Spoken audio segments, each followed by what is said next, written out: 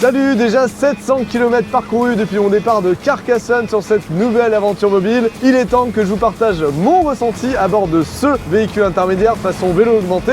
J'ai donc profité de ces derniers jours pour vous parler du véhicule avec différentes conditions météo. Et aujourd'hui, ça souffle très fort et des trompes d'eau. Et là, je trouve que c'est des conditions parfaites pour vous dire si le véhicule est adapté pour circuler toute l'année, quelle que soit la météo. C'est parti.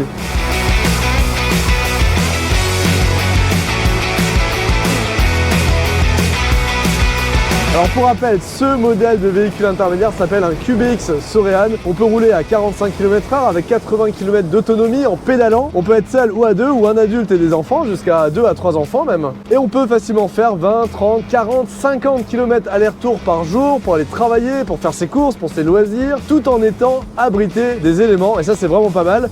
Alors forcément, vous vous demandez, est-ce qu'on a froid dans le véhicule? Alors pour l'instant, la réponse est non. Pour l'instant, réchauffement climatique oblige, je n'ai pas eu affaire à des températures négatives, mais en tout cas, aujourd'hui par exemple, il fait 5 degrés. Je suis habillé tout à fait normalement, j'ai juste une petite doudoune, un pantalon normal et en revanche, des bonnes chaussures. Dans le véhicule, on est très bien protégé. Preuve en est, j'ai même pas de gants. Et puis bien sûr, l'autre élément qui fait qu'on n'a pas froid, c'est le pédalage. C'est comme un vélo, le corps se réchauffe et on est bien. Pour le 0 à 100, enfin je veux dire pour le 0 à 45, ça se fait très rapidement, vous allez voir. C'est parti. 5 secondes et on est à 45 à l'heure. Hyper réactif.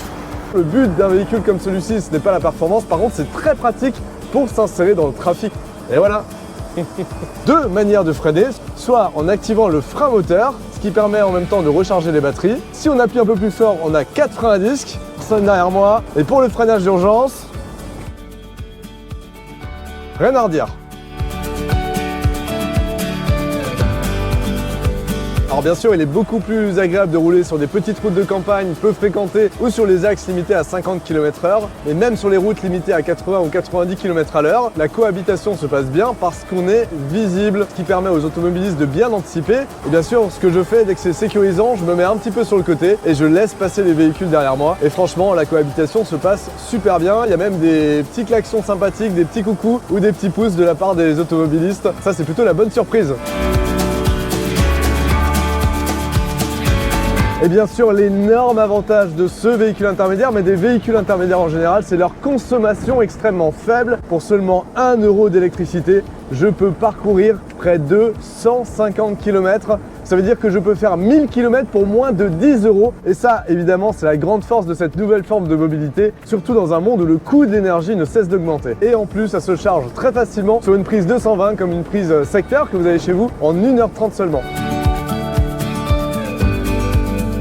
Et puis on a des sensations de pilotage qui sont vraiment excellentes avec une très bonne tenue de route. On est actif dans son déplacement, on retrouve les joies du vélo. C'est un véhicule qui se prend très facilement en main et avec lequel on a du plaisir dans son déplacement. Moi, j'adore.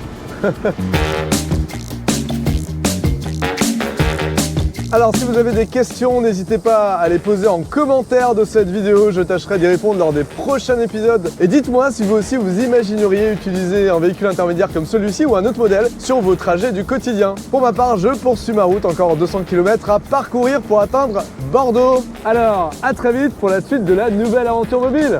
Salut!